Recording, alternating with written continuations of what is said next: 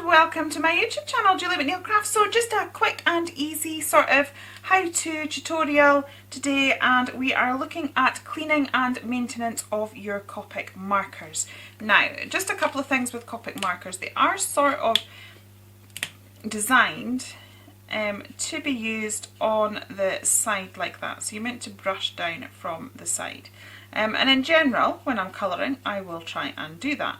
But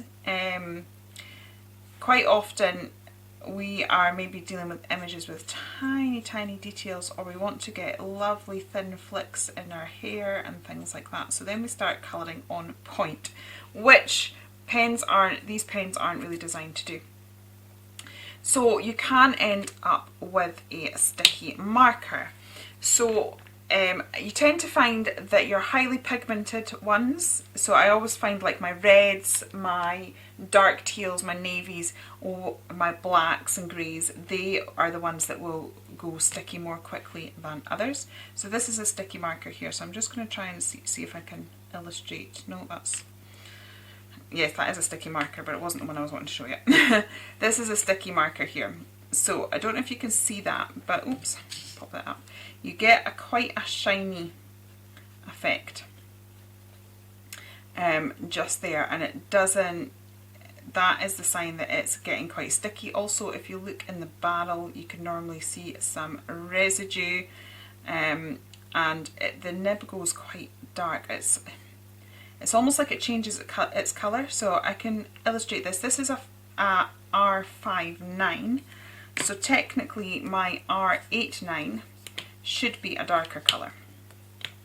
So if I go over that now, this one isn't sticky, but you can see that that looks lighter than the R59. That's not how it should be. So if it's kind of coming out darker than it should,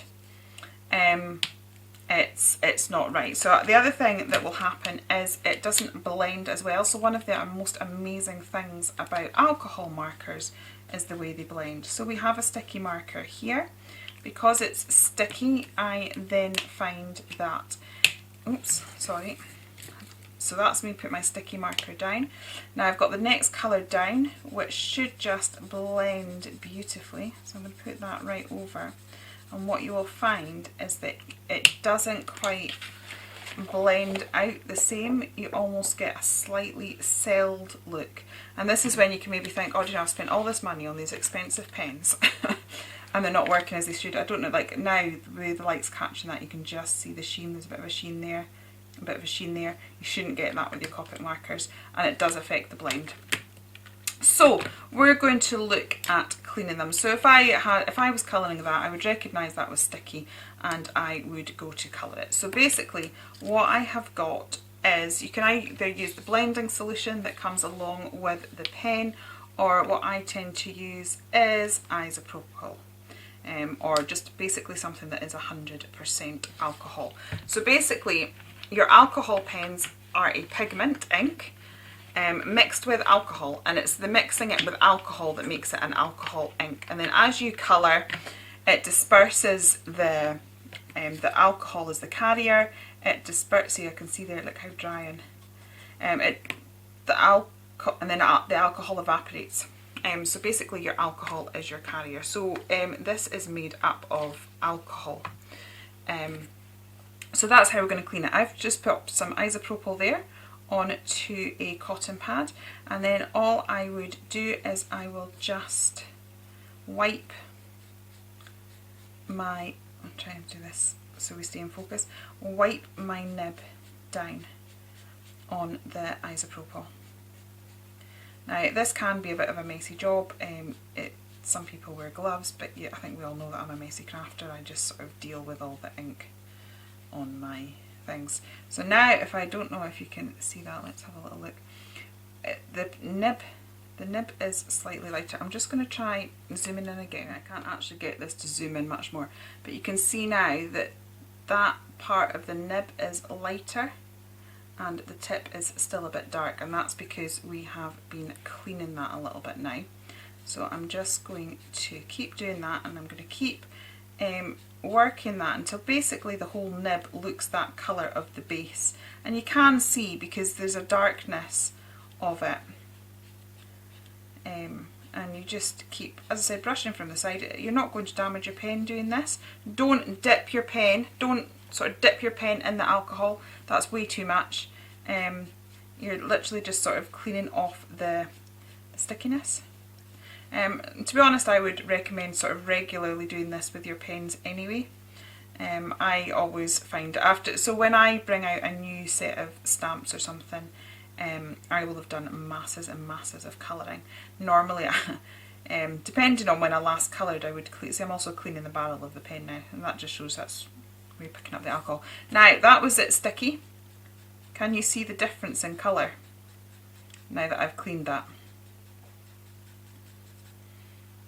Completely different to that. And that is why. The other thing that I would do is I would either take a cotton bud. I'm trying not to use, I still have some left from when I was sort of not as aware of the sort of plastic content, but I know you can get bamboo ones and stuff. I'm just going to pop a bit of alcohol onto it. I should have kind of poured some out, but I haven't, so we're just going to go with the flow. Right, so I've now got a bit of alcohol onto a Q-tip, and then what I would do is go in to the nib of the pen and pull that out. So, and then I maybe dry it. See how much ink was in the nib? That was all still in the lid. So the other thing as well is that if you've got sticky ink and it's pushing back and forth, it will contaminate. So that's why it's good to clean both your nib. So as I said, you can see the difference. That was it sticky and that was it cleaned. So now if I do this, and then let's get the next colour down. So that was 5-9, where's my 5-6?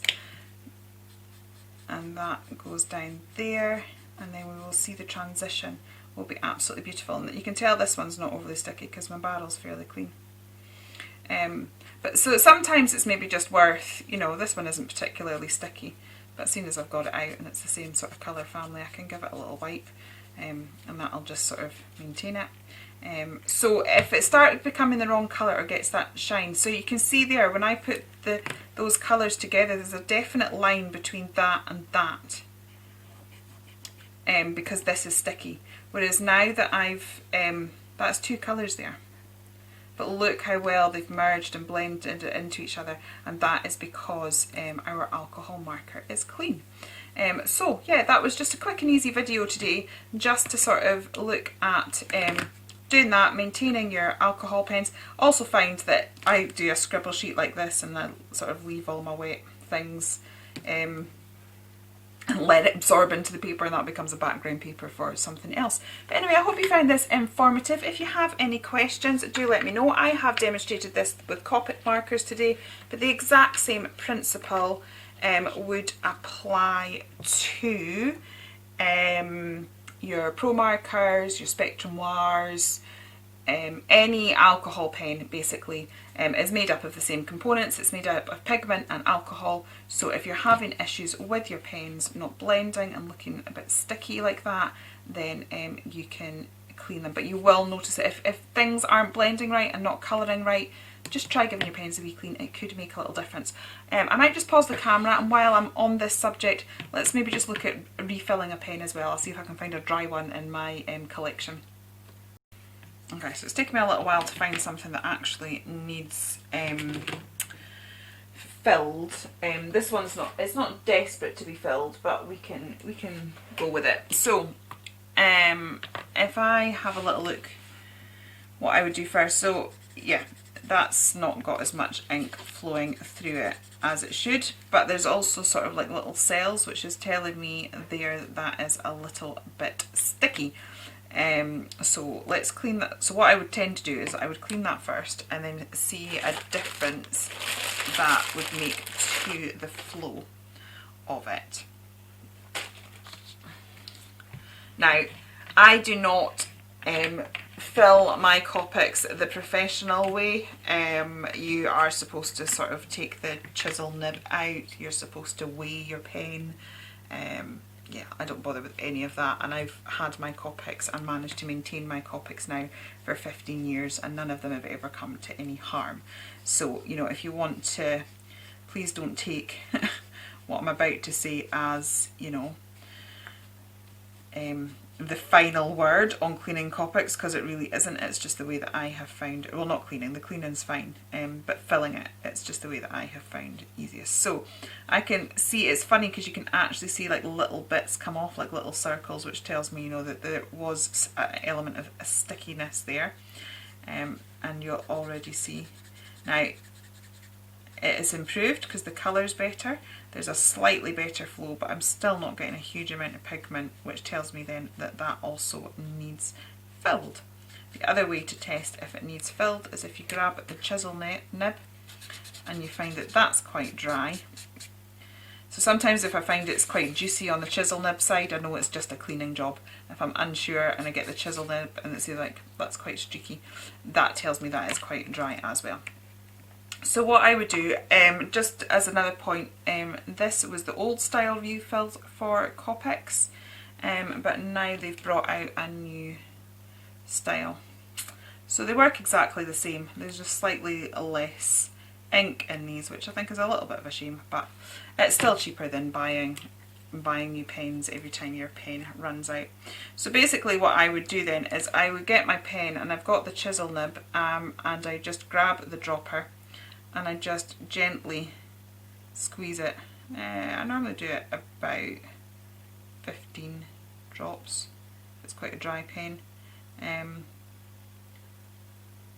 I'll give it that, and then I just allow it time. Sorry, it's because I've got this so zoomed in, it's quite easily going out of focus. But it's to try and get it so that you can see the nib. So I'm giving that time just to flow down.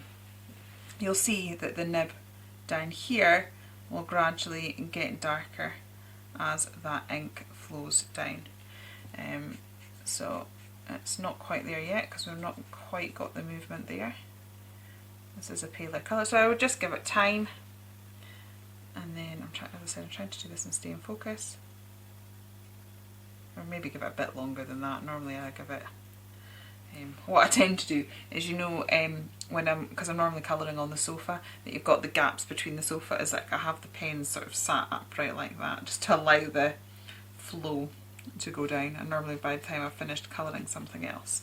So this is the bit where we first tested it, so we need to see if the flow, so it could still probably take a bit more, but you can see that there is a difference in the flow. But yeah, basically that is how you would do that, and I would just keep topping that up. To be honest, I would do it again, probably another 10-15 drops, but this is why you're supposed to weigh your pen, because you know the weight that the ink is supposed to be, and then you fill it up to the right weight. I've just never ever bothered with that. I just tend to do it like this, but that's how I refill my pen. Anyway, I hope you have found this useful. If you have enjoyed it here, please do consider liking and subscribing, and I'll be back with more crafty goodness very, very soon. Okay, take care then, and goodbye.